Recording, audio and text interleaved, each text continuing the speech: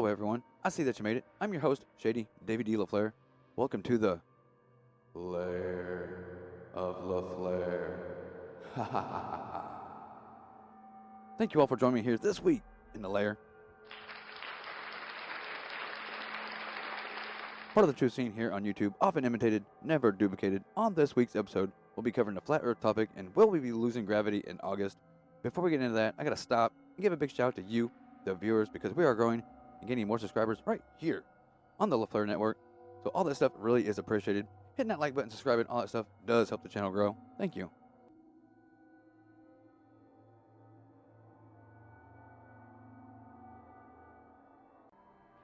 As I slap you with this right here, now this is part of the show where I tell you to grab all your survivor gear, your rations, your flashlights, your batteries, and a bottle of water, because we want you to be prepared when you enter the Lair of LaFlair.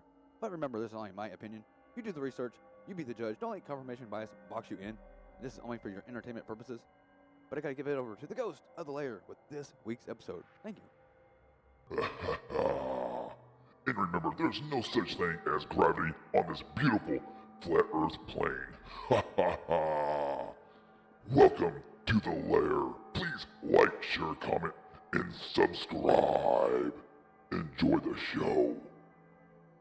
As you can observe, this is a fixed plane, and there is no such thing as gravity because you cannot weigh it or measure it. If you could, then maybe we can get somewhere, but there is no way that we're going to be losing gravity, especially for 7 seconds. This is nothing more than a scare tactic. What will this distraction be? Because we will not be losing gravity in August, so whatever the powers that be have in store for us, get ready. That's going around. It's been on Reddit, Facebook, Twitter, Instagram, 4chan, and Godlike Productions. Don't forget lunaticoutpost.com. I've got some credible info on there as well. Okay, lunaticoutpost.com. But it's gaining a lot of steam, and it's gotten like a lot of upvotes on Reddit. There's a bunch of Instagram posts about it that have tens of thousands of likes on it, and it's popping up everywhere. On August 12th, 2026, the world will lose gravity for 7 seconds. Okay. NASA knows. They're preparing, knows. Okay. but they won't tell us why. November 2024, a secret NASA document titled Project Anchor leaked online. The project's budget is $89 billion. Oh my God.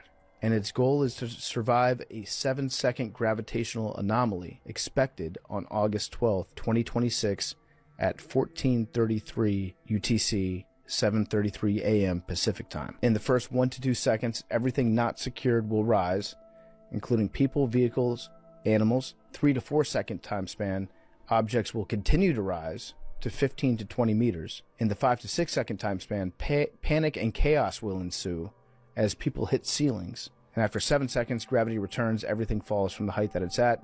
The estimated consequences are 40 million deaths from falls, infrastructure destruction, economic collapse that would last over 10 years, and mass panic. 40 million deaths. Says the reason for this is the intersection of 2 gravitational waves from black holes, predicted in 2019 with a probability of 94.7%. NASA has known about this for 5 years. NASA is building underground bunkers for essential personnel, developing securing systems for buildings. If you want a spot in the bunker, you better be a government leader, a scientist, military personnel, and selected citizens with genetic diversity. Well, why wouldn't they tell us so we could prepare? Well, you panic. Yeah, I think that's part of the theory is they keep it secret because 40 million people dying is better than 8 billion people thinking they're going to die. Yeah. And freaking out. Which I might agree with that. I understand the logic. The leak has been ignored by the media, but an independent physicist confirmed the intersection of gravitational waves.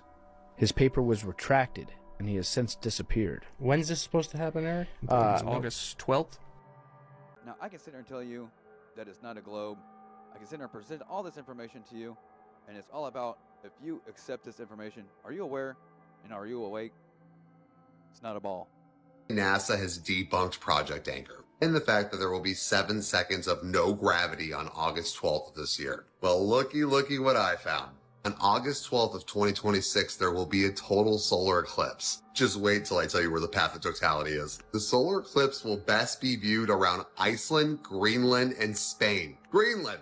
But this is even crazier. Total solar eclipse on August 12, 2026 will arc near the North Pole, passing south as it travels from Siberia over the Arctic Ocean. Apparently, this will cause unusual movement because it goes over the pole from east to west. The path time jumps backward, creating a time traveler effect. Huh?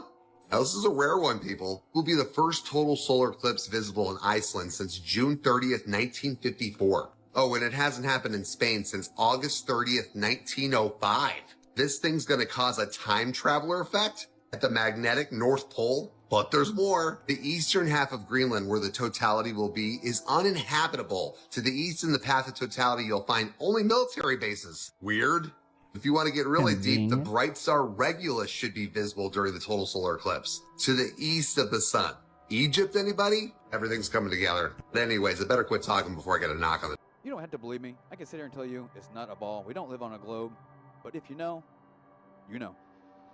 Earth will lose gravity for 7 seconds on August 12, 2026, part of a top-secret project called Project Anchor. According to the claim, the event would be triggered by an intersection of two distant black hole events, causing a gravitational anomaly, something NASA detected years ago. The report goes on to say the government has been spending the last 5 years quietly preparing, building underground bunkers for essential personnel only. The report claims in the first 2 seconds, everything not secure will begin to float. In the next 3 to 4 seconds, objects will rise between 65 and 100 feet. And between 5 and 6 seconds, panic and chaos will ensue. After 7 seconds, gravity will return, everything will fall, and casualties will be in the 40 millions. But here's the reality. There is no NASA project called Project Anchor. No documents, no briefings, no scientists backing it up. Gravity doesn't switch off. For that to happen, Earth's mass or space-time itself would need to change. And if that were possible, we wouldn't be talking about flying furniture. We'd be talking about planetary disaster. So why August 12th, 2026? Because that's the date of a real total solar eclipse. Viral hoaxes love attaching themselves to real astronomical events to sound credible. Won't tell us why.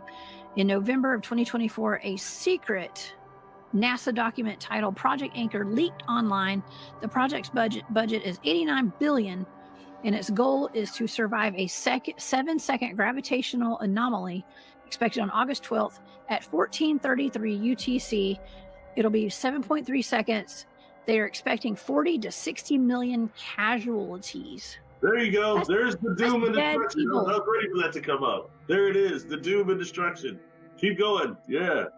Okay, let me keep going. It gets worse. So it says, what will happen in 1 to 2 seconds? Everything not secured will rise. People, vehicles, and animals.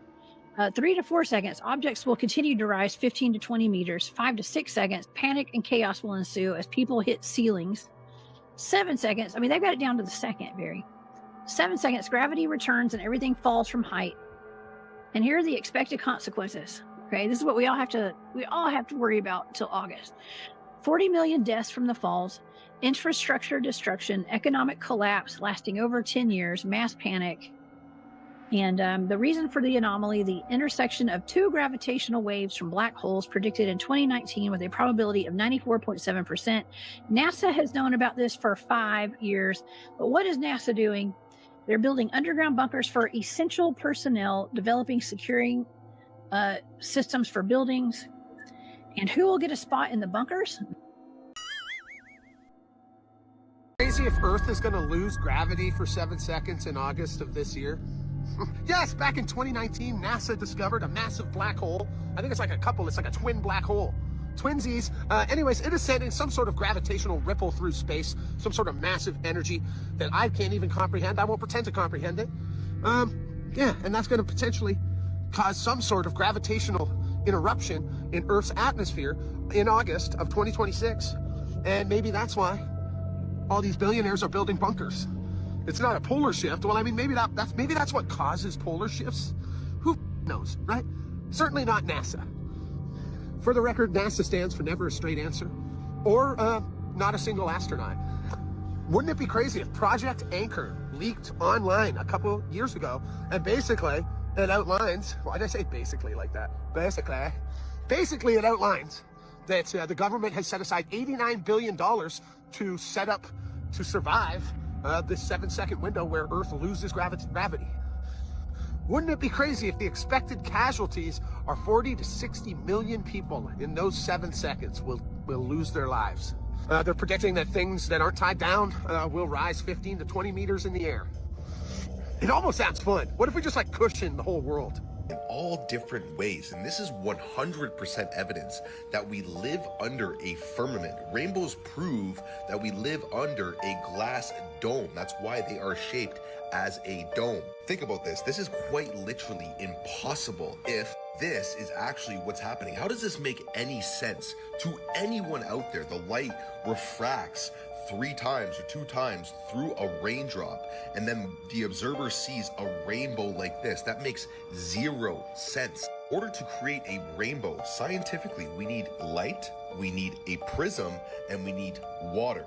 What's missing in this equation? The prism is missing. You need some sort of glass prism to make a rainbow. This is literally kindergarten science. Light, glass prism, water makes the rainbow. See the shape of this rainbow? It's taking the shape of the cup. Grade 1 science. And then they tell you that this is what's happening in the sky, and then we see this as the observer. Absolute nonsense, makes 0 sense at all. All you need to do is read the Bible, read the book of Genesis, and God made the firmament and divided the waters which were under the firmament from the waters which were above the firmament, and it was so. We have water, we have a glass prism, we have light. That's how we have arched rainbows.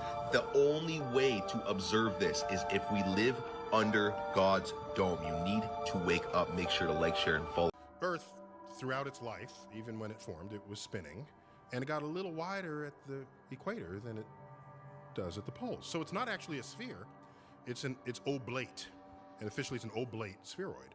That's what we call it. But not only that, it's slightly wider below the equator than above the equator. A little chubbier. A little chubbier. Yeah. Chubby's a good way. It's like pear-shaped. It's like pear-shaped. It's like pear-shaped. Now, was you convinced by Neil deGrasse Tyson's eyebrows? I know Joe Rogan was. He is nothing more than an actor on the world stage. Then of course we have these images that NASA pumps out to us. Does this look oblate to you? Or is this balls in space?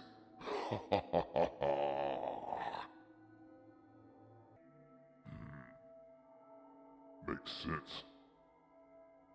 You decide.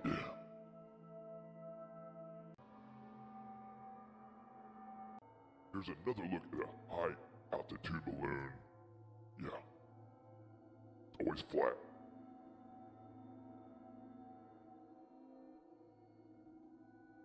You decide. This isn't a closed system. There are no known maps because we are only allowed to see what we're supposed to see.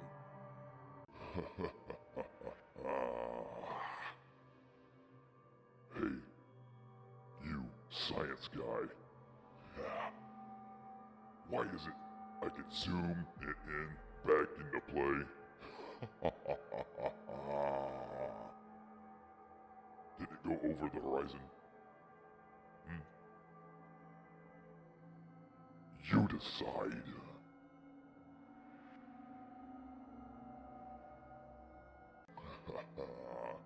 Did you know the sun is a local sun? Yeah, that's why you see them rays.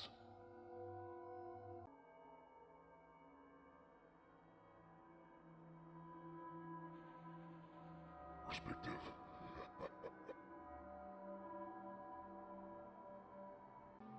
Is this real to you? You will never ever see these images, but you have faith that they exist. This is nothing more than CGI. These balls in space.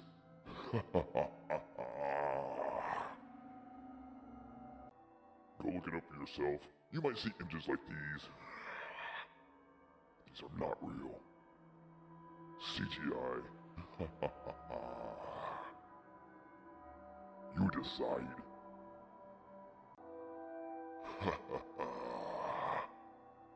Alright, let's look at this. Let's zoom in on here. What do we got here? Copy and paste. What is this?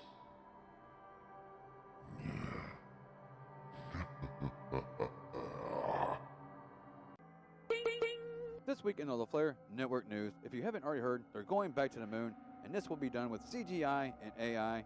So let's take you over to this week's in the news. Christina, Jeremy, we're going to the moon. To me, what does this all boil down to? And that is answering some of the biggest questions of our time. Questions like, are we alone? We can answer that by going to Mars in the future, and this mission can be the first step in bringing that answer back to Team Humanity. This is a test mission, and it was highlighted up there. I know this week NASA has said that we're going to open the launch window in early February, and we just do not anchor on dates. We are going to launch when this vehicle is ready, when this team is ready, and we are going to go execute this mission to the best of our abilities.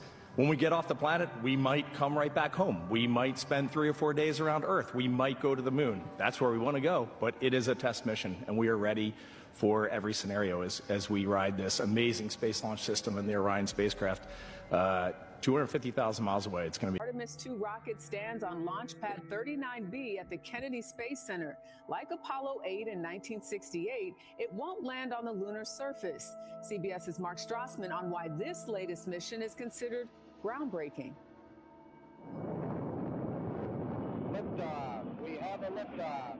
During NASA's first lunar era, 24 Apollo astronauts, all white American men, flew around the moon or walked on it.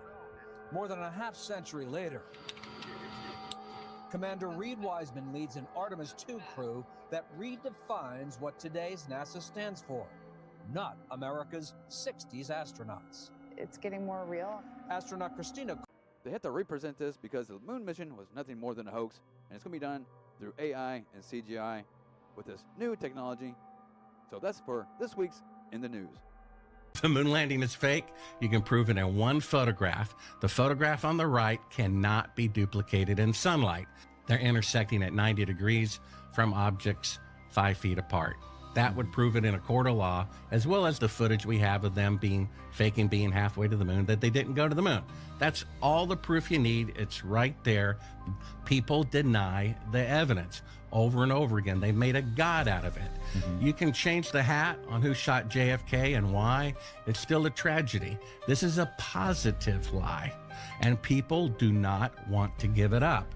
One of the saddest lessons of history is this: if we've been bamboozled or lied to long enough, we tend to reject any evidence of the bamboozle.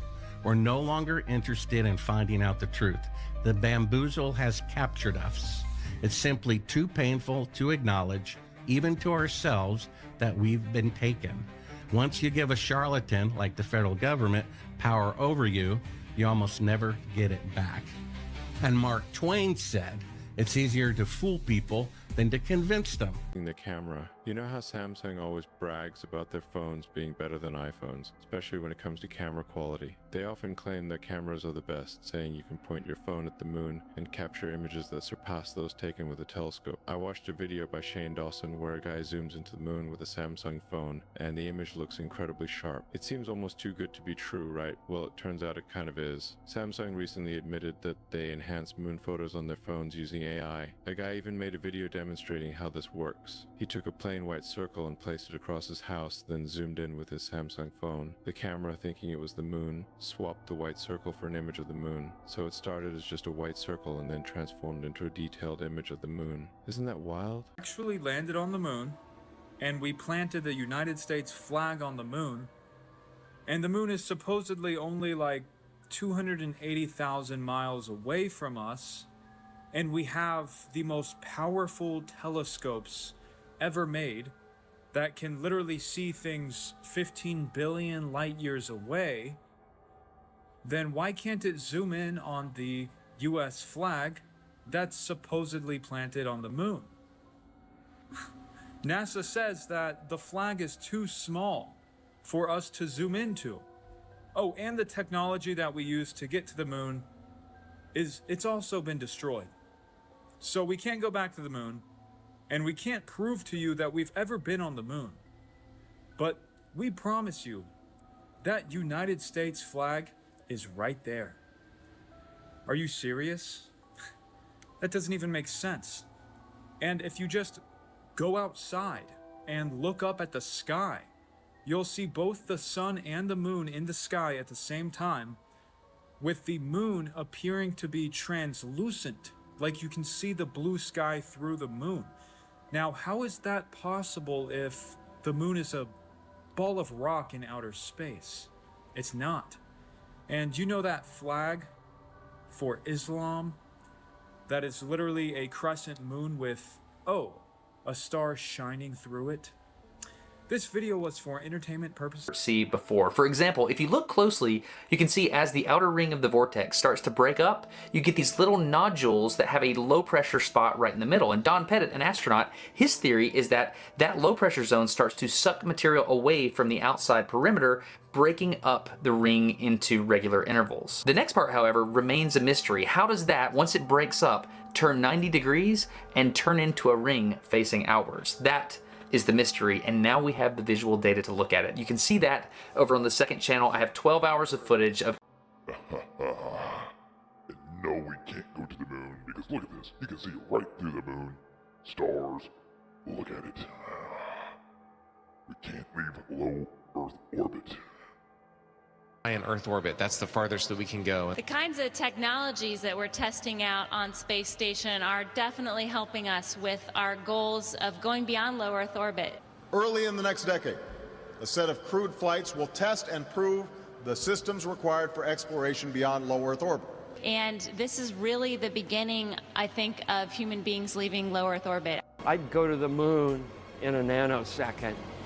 The problem is we don't have the technology to do that anymore. We used to, but we destroyed that technology, and it's a painful process to build it back again. I haven't seen anything that indicates the telemetry data is even in existence, and as I said, even if we had it, we don't have the machines to play it back. Unfortunately, I'm afraid I can't really give you much of a clue as to where this data ended up and whether it... Good afternoon, Commissioners. Today I'd like to bring to your attention a potential fraud on an enormous scale happening in York County. There's now clear evidence of NASA using numerous methods to grossly mislead the public about astronauts being on the International Space Station. During interior ISS scenes from NASA's own live feed, the use of wires, harnesses, green screens, and virtual reality have been detected to achieve the appearance of a weightless environment. This begs the obvious question. If they're really up there, why are they using Hollywood techniques to fake the footage? Are they in space or are they underwater? Now, what's really interesting is that they train for spacewalks in an underwater pool with a complete ISS replica. Now, surely they aren't filming these spacewalks in an underwater pool and then editing them to appear if they're in space, because that sure would be something, wouldn't it? I'm calling on the Brevard County Commissioners to open a full investigation into NASA's fraudulent practices and use of taxpayer dollars.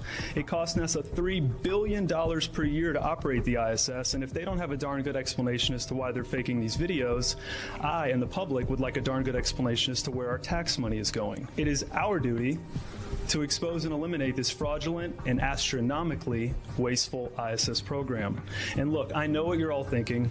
The NASA is part of the federal government and you're just county commissioners. Even if what I'm saying is true, what can you do? But let me remind you, not only is this happening in your county, as public officials, you have the platform and the ability to make a statement or hold a press conference, alerting the public, state, and federal authorities to investigate further. You have the power to start the conversation. I look forward to the day that $3 billion annual budget is put towards our veterans, our homeless, maybe some of that mental health stuff the young lady just spoke about, and the revitalization of... I'm not here to push any kind of disinformation. We're a month in 2026, and it's only going to get crazier. And this is my way of presenting the truth, and I'm not trying to convince you otherwise. Deal with Nikon conveniently right before the last solar eclipse, and shortly after they discontinued the P1000, which is what you're seeing right now, commonly referred to as the Globe Buster because it can zoom in on ships that have apparently gone over the curvature of the Earth and it brings them back into perspective. How convenient is that? I think a big reason that they did this was because people were able to zoom right in on objects that are apparently 235,000 kilometers away. Does that look like it's 235,000 kilometers away to you guys, or does it look a little bit closer to the Earth? Like the same size of the sun, the same distance away, just the way we observe? Maybe that's why they discontinued it. Or was it because people were exposing what stars actually look like, zoomed in, but we're told that stars are billions of light years away? How can we zoom in that close on something that is billions of light years away? How is that possible? And when we zoom in on the stars and we kind of see that the patterns that the stars do and how they twinkle in the night sky, twinkle, twinkle, little star, they look very similar to water reflecting in a pool. This looks like water and frequency, just like this right here. This is the sun reflecting in a pool and giving this reflection. It's the same thing. It looks the exact same way. Buddy's gonna kick it right here. My boy Clark, he's gonna kick it and you're gonna see it's the same thing, guys.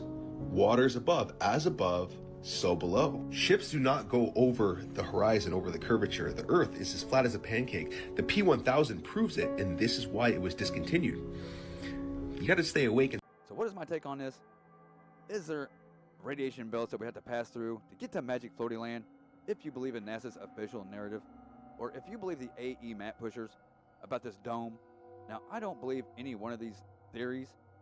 I do believe there is some kind of magical force. Is it electrical? Is it awe-inspiring by God himself? I don't know. You let me know. Comment below. Remember that video that China released of the Tianzhou 9 scraping upon the firmament? I mean, guys, it's so unbelievably obvious. They put it on mainstream television that the rockets don't actually go straight up. They always follow an arched trajectory. And then once they reach a certain level in the atmosphere, they tend to scrape something. I mean, this is in like every single rocket video ever. If you actually have a full video of it launching and then going up into the upper atmosphere. Now let's watch this one. This is probably like 37,000 feet in the air. I'm assuming he's in an aircraft. Well, look at that. It's starting to follow an arched trajectory. Man, I wonder why. Probably because no one can go past the Van Allen belts. And apparently there's 7 layers of the Van Allen belts. You know, like the 7 layers of the firmament. So in the globe model, it's the Van Allen belts. But on the flat Earth model, the true Earth model, it's the firmament, the layers of the firmament. The rocket cannot go past it. Which is why Elon Musk has to make all of his fancy rocket landing videos from AI. Just pay attention to them. The lighting's off, it looks like Ratchet and Clank, and all of the videos and pictures of rockets actually in outer space are CGI. But this video was for entertainment purposes. Blame what we said this video is for entertainment purposes only, and of course that's AI, that's not real, bro. Shh. So that's something to think about though. Because how will we know what's down there? We ain't never been down there. We on Earth, we're on ground. We're on a flat Earth. Now I'm just playing about, guys, it's a circle. Stop playing with me, son. It's not a game, guys. You know what it is. Shut up. Listen, but I'll tell you one thing. If I ever go scuba diving, which I never would, and I see statues chained, breathing, I might just stop breathing.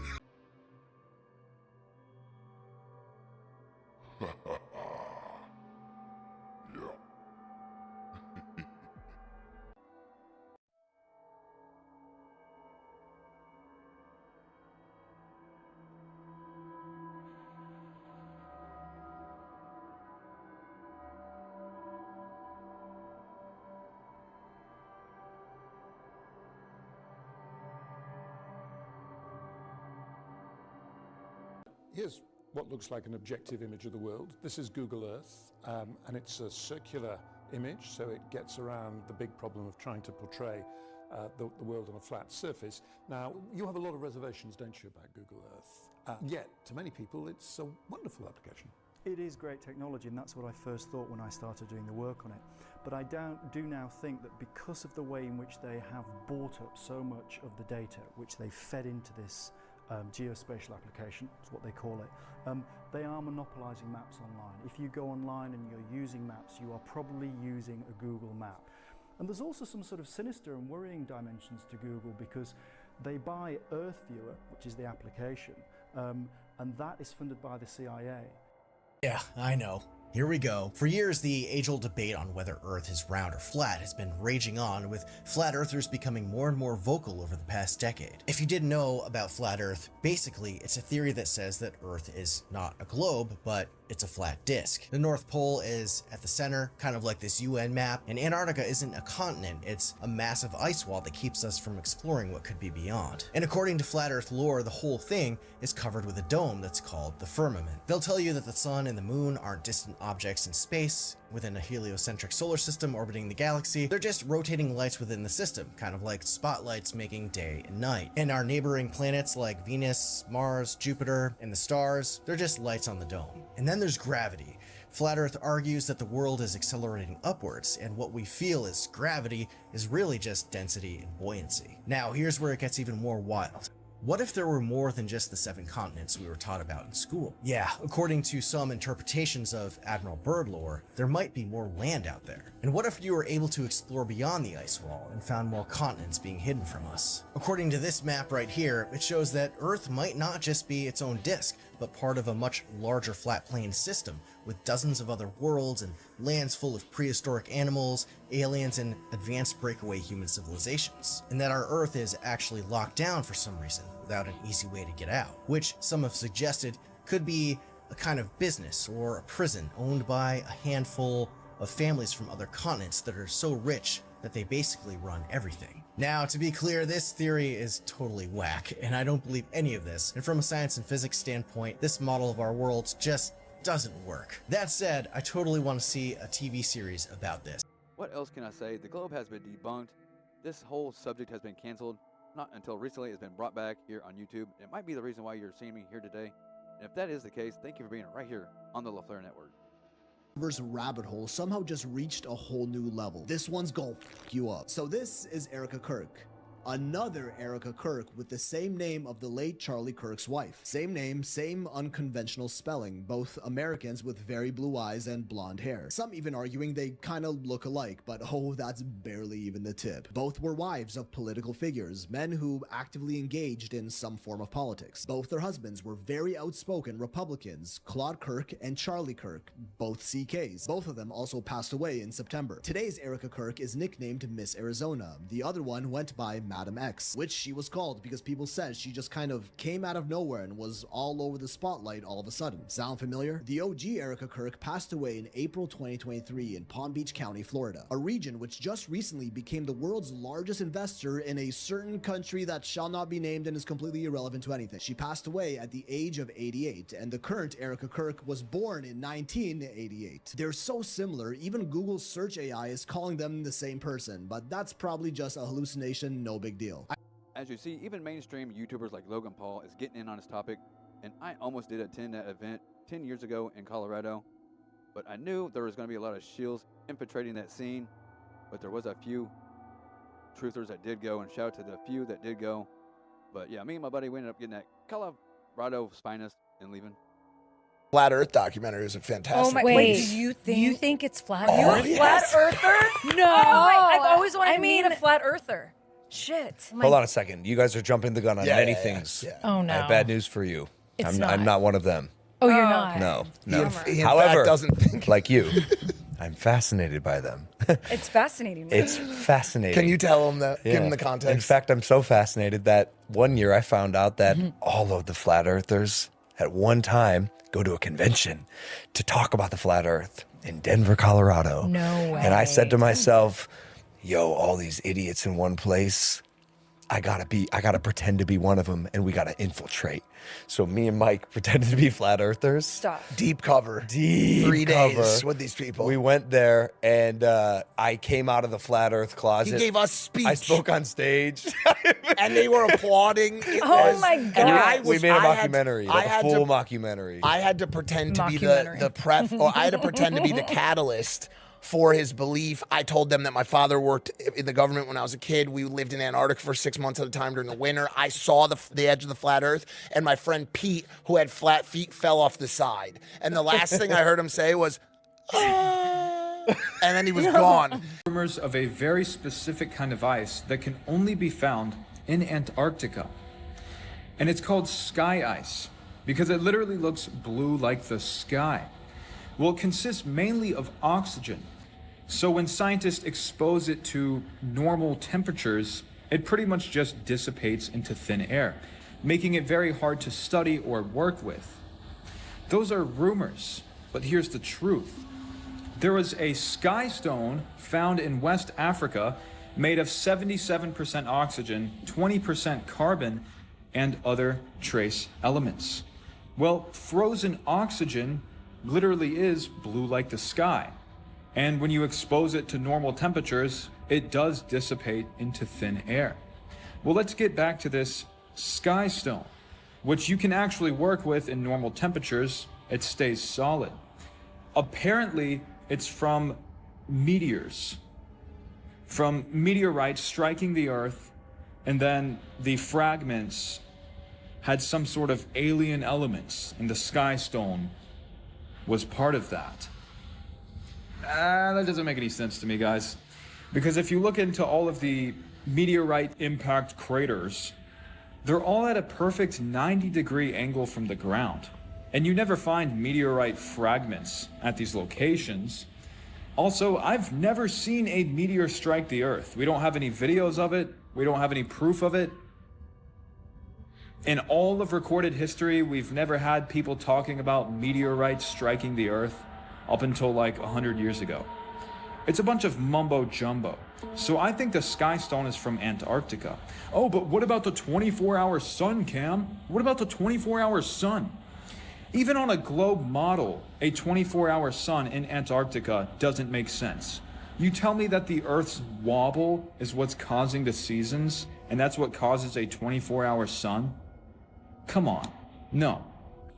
The local sun is traversing over our flat plane, and it's moving in between the tropics and the equator, causing the seasons. That actually makes a lot more sense, and you can very easily prove that, which is why we have a 24-hour sun at the North Pole, but we do not have a 24-hour sun in Antarctica. The Earth is a massive tourist field. Anyways, guys, this video was for entertainment purposes only. I have no idea what I just said. Space, aliens, gravity. Let's talk about my second favorite topic. So I saw this yesterday and this morning, and I actually thought it was pretty interesting. It randomly came up on my For You page. So it says, on August 12th, 2026, so this coming August, the world will lose gravity for 7 seconds, NASA knows. They are preparing but won't let us know why. So according to the article that I read attached to that, it's saying that this is some project called Project Anchor that NASA has an $89 billion budget for. And the plan is to see if Earth can survive losing gravity. How they're going to do this, why they're going to do this, none of this the article talked about. You guys kind of know, if you've been following me for a minute, how I feel about NASA. We can just go ahead and reference the moonwalk on that one. Do I think they do some good things? For sure. Do I think they waste money? Absolutely. It's not really giving us any information, and now they're labeling it like the conspiracy theorists are talking about this. So my question to you guys, especially people that follow it a little more than I do we know what this is? Is it true? Is it gonna happen? Somebody explain it to me. Or is this just some more internet hype? But they're claiming it has something to do with that black hole or whatever that is. There's better terms that I don't know. And that's what's gonna cause us to lose the gravity for 7 seconds. Doesn't seem like a long time, but think about a 7-second earthquake at a 9.0. What do we think about this? Conspiracy or something that NASA's probably really doing? Hey, if you're enjoying this video, do me a favor, go back and check out other episodes of The Lair. Hit that like button, subscribe, turn on all your notifications, that way you get notified the next time The Lair is on. Thank you. It's the question no science teacher, no NASA spokesperson, and no textbook has ever given a straight answer to. We've been told the moon's gravity pulls the oceans, but think about this. If the moon's gravity is strong enough to tug at trillions of tons of water, shouldn't it also tug at your drink, or your body, or the clouds above your head? Nobody feels it, nobody sees it, and still, we're told to believe that invisible force is responsible for tides on every shore. What if tides aren't about gravity at all, but about cycles, resonance, and design? What if the oceans move in a pattern set from above, like a giant heartbeat pulsing under the flat Earth itself? Ancient cultures tracked tides with uncanny accuracy. Long before anyone talked about gravity, they saw the waters responding to the heavens, not being pulled by an invisible rope. Take this. Sailors of old navigated entire voyages by tides and stars. They didn't need satellites or Newton's equations. They knew that when the moon rose, waters changed, not because it was dragging them like a magnet, but because the world was built with rhythms that never fail. The globe story reduces it all to chance and force. But maybe it's not force, maybe it's law. A law written into creation itself. So the real question isn't why do tides happen, it's why do they happen everywhere, every day, with mathematical precision, if they're controlled by a force that no one can measure directly? If you tugged on something from 240,000 miles away, could you really expect it to move like clockwork forever?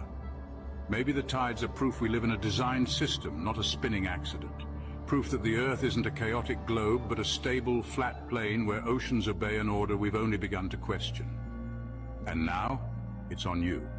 Do you still trust the story you were handed in school? Or do you feel that pull inside, the one whispering that the tides are trying to tell you something? Because if tides can move without gravity, what else have we been wrong about?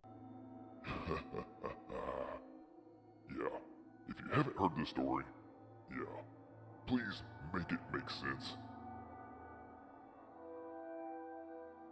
Emergency landing. Yeah. 3, 4, 5, 6, 7, 8. What? Do y'all know what this means? One more thing I want to show y'all real quick before we decide on that. Look, these two signs right here in the video I'm going to show y'all. What do you think MasterCard got their idea from? Maybe it's true, maybe it isn't. Let's take a look. Pretty cool. Yeah, that's very, very cool, actually.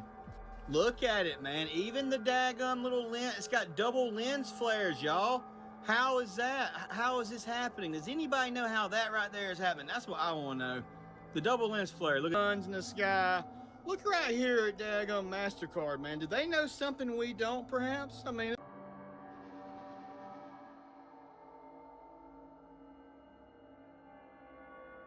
Just broke my rib. I would have already recorded the video for y'all. I will tomorrow. But it is coming. They are coming. Don't tell me this is one of Elon's rockets. This looks like freaking cardboard, y'all. Like, really? This is flying through space, flying through the atmosphere? Yeah. In 2026, and we still get images like these from NASA.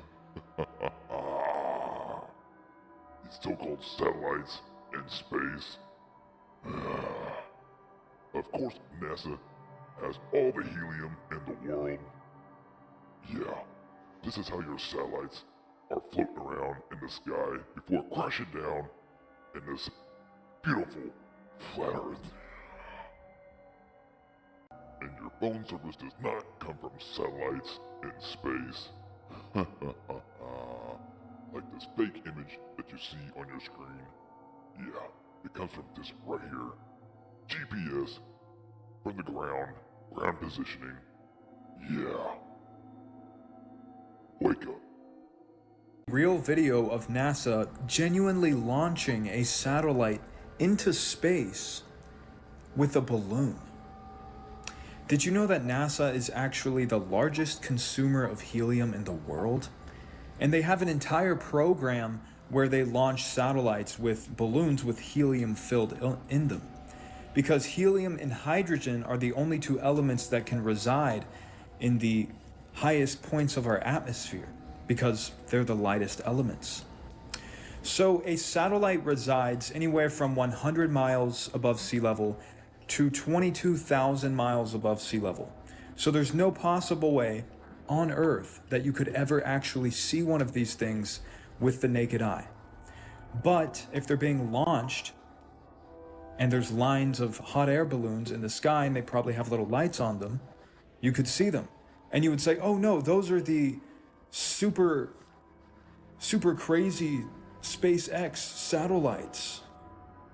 Well, maybe they are SpaceX satellites, but I'm pretty sure they're using hot air balloons to launch satellites into space, and they're not using rockets and then doing this right here. This is ridiculous. So apparently they launched this rocket into space, and then they have this weird little thing that has the satellite on the tip of it. And then it launches it into orbit. And then the satellite just whips around the Earth. Consistently. Yeah. It's ridiculous, guys. I'm not saying satellites are fake, but the way that they tell us they exist does not exist. But this video was for entertainment purposes. This is just ironic, right? The official narrative with the official numbers. When you see these numbers right here, that's the powers that be flexing their muscles, showing their will. Yikes. No way this just happened and no one else talk about this video. Because what we just seen was one of the most disturbing things ever to take place. And the sad part is, no one ever expected this to happen. That through elementary, high school, college, if you went there, they taught you that the world was round like this. Every single textbook, every single diagram, all point to this. How do we know? Well, typically they're the satellites. They have these cameras that actually capture the whole picture of the Earth. Mostly because of NASA. Now that's not the only thing. When you look at the sun, round. When you look at the moon, round. Even when they developed telescopes, they were able to see other planets, round, round, round. So it only makes sense that the Earth would be round. That was until this video came out. Because constantly we're bombarded with the photos, the videos that NASA puts out about the Earth being round. But what if NASA just released a video that shows the Earth looking like this? And now I don't even know what to believe anymore.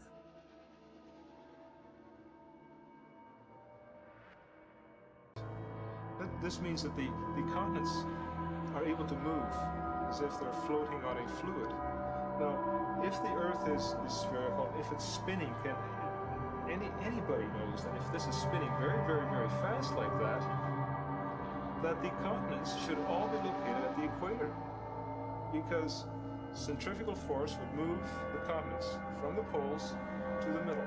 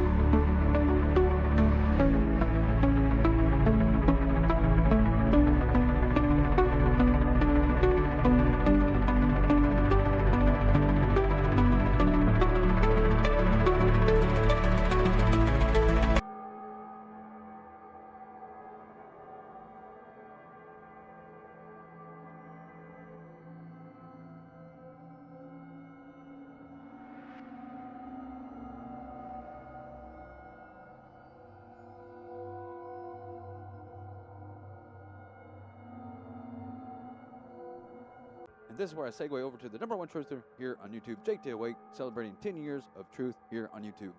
Yes, we are celebrating 10 years of truth here on YouTube. That's right. And like I said earlier, this is the only channel that really does this like this. And you know what? As long as you guys are still here supporting, as long as you guys are still showing up and we're still having fun, I'm down to go another 10 more. In fact, let's rock this motherfucker forever. Yeah. Back to the moon, which is hilarious because they never went to the moon in the first place, and nothing can land on the moon. The moon is obviously not an object that you can land upon. The moon is like the sun, except it's different. It's the night light, the sun is the daylight. And you can't ever go to the sun or land on the sun, and you can't ever go to the moon or land on the moon either. Not because it's too hot, not because it's too cold. It's because those are magical things in the sky that are not physical. Not physical in the way that they tell us. The moon is not a gray rock, and the sun is not a giant fireball. So the story is that the moon is a gray rock 238,000 miles away, and that humans have walked upon it in the 60s. And the sun is a gigantic fireball 93 million miles away. That's the accepted scientific story that we're told. Meanwhile, you look in the sky, you see a moon and the sun both in the sky at the same time during certain parts of each month. And they're both about the exact same size. when you see the sun on the horizon, it's a little bigger than when it's right up over your head. And when you see the moon on the horizon, it's a little bigger than when it's right up over your head. And when you see the sun and the moon directly across from each other, they're both about the exact same size. It looks like they indeed are the same size. And you know what mainstream science, what they say? That the sun's 400 times bigger exactly, and exactly 400 times farther away. And so it just appears to look the same size as the moon. And the fact that your human eye staring from Earth can see both of them and see that they look like they're the same size and they eclipse each other just perfectly. Just a stroke of cosmic luck that the giant fireball and the giant fucking gray rock just so happen to cross each other's path and look to be the exact same size, just perfect. It's a total fucking crazy cosmic accident illusion, is what they tell us. That's the accepted scientific story. And I'm supposedly the crazy guy if I'm like, yeah, I don't believe that. The sun is not 93 million miles away in a gigantic fireball. The moon is not a gray rock that humans walked on. Suddenly, I'm considered a cuckoo, crazy conspiracy theorist for not believing their horse shit story that doesn't make fucking sense and hinges on astronomical cosmic luck. So far away that your little tiny human brain just can't fathom how far it really is. And your life is so short and insignificant that you're just never going to see the positions of any of that stuff in the sky change. And neither did your grandpa, and neither will your children or your children's children's children's children. No one's ever going to see the constellations look any different. But all that stuff is in opposite directions at unfathomable speeds all the time. Which they claim landed on the moon, which, as you can see, appears to be a homeless tweaker shelter. But some folks call that a well-crafted spaceship. It landed on the moon and did its job just perfectly. And it returned the men home safely. Yeah.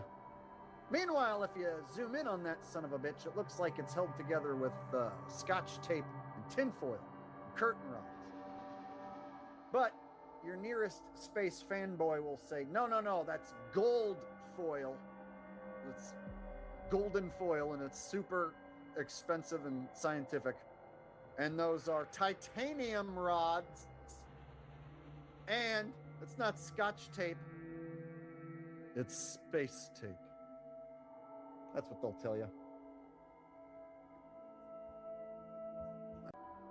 Yeah, why don't we ever see this? Maybe we'll just pass it off as COVID.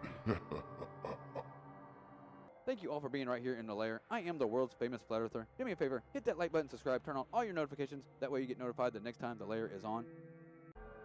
So a lot of people say, well, where is your proof of the so-called flat earth? Well, here it is. Your eyes do not deceive you. They can put on the GoPro cameras, and that's the only way you're going to get a shape of a ball. That is the only time. As you can see, this is very local. The sun. What exactly is the sun? Is it no more than a sun simulator? A hologram? Who really knows? But the official narrative, and they want you to believe that once you get up so high in the sky, you automatically engage into magic floating land. Now, I do not believe the official narrative. There's no proof of this. CGI does not prove anything to me, because the other official narrative is that you can look up in the sky and see for miles and light years away, that you can see these images in the sky. But of course, our human eyes are very limited in their visual spectrum. So, I mean, obviously we can't see this far away. I mean, how far away do you think we can see standing on maybe the roof of the house? A couple miles? So, yeah, we got to stop believing the official narrative on everything. But, of course, look at this flat horizon right here. As far as you go up, as far as you can go, it's always going to be flat. So, take it as your truth, your eyes don't lie. Now, once again, they can put on a GoPro, and there's your ball. All right, let's check out this footage from a GoPro cam at the horizon level. And it's clearly struggling to put some kind of curve on it. As you can see, it's got to go to the far right of the screen to have any kind of, yeah, it struggles. As you see, it's flat. So there you go. GoPro it up. That is not real. So take it as it is. All right, this is the part of the show where I break out these so-called official narratives and debunk them as a world's famous flat earther. Because as you see these images on your screen, the sun and the moon, and of course we're taught that the sun has to be on one side of the ball, giving out sunlight, while the moon's on the other side of the ball, giving out moonlight. But of course the moon has its own luminary lights, its own lighting source. Now, of course, I don't believe the official narrative because we see these images in the sky every day. We take them for granted, the sun and the moon, on the same path every day. Now, do you believe the official narrative? Because your eyes don't lie. And yes, rest in peace goes out to the Shill of the Month Club segment. Anyone that promotes the AE map, or a known scammer fraud like Jaren, or a backstabber like QMFE, I will no longer pay any attention or give any views to these known pieces of shit. What is up with all these old world buildings? What really happened in the last reset? Go check out Mysterious Mr. S right here on YouTube.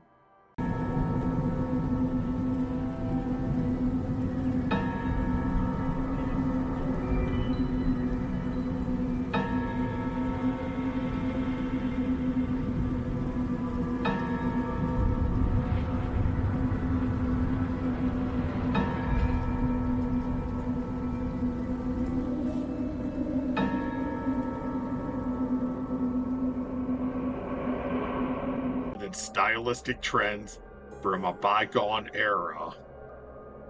But when examined closely, there seems to be more questions than the official narratives can answer.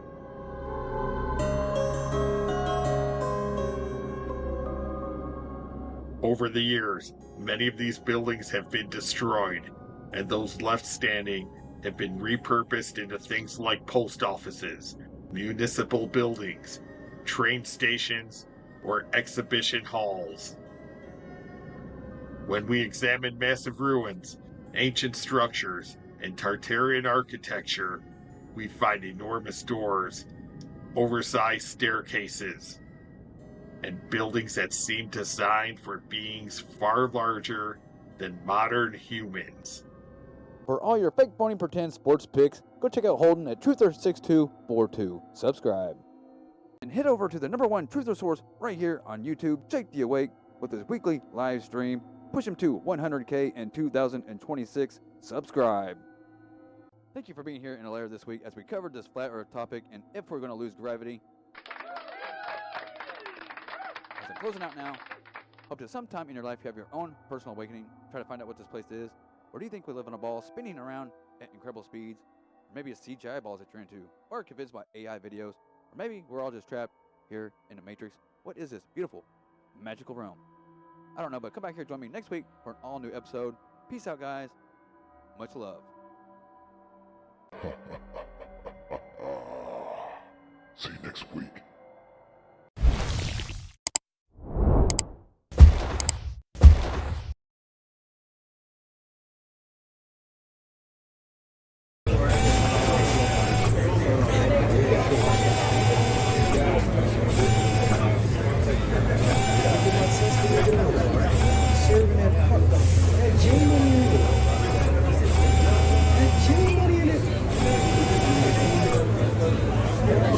Took a picture. Oh,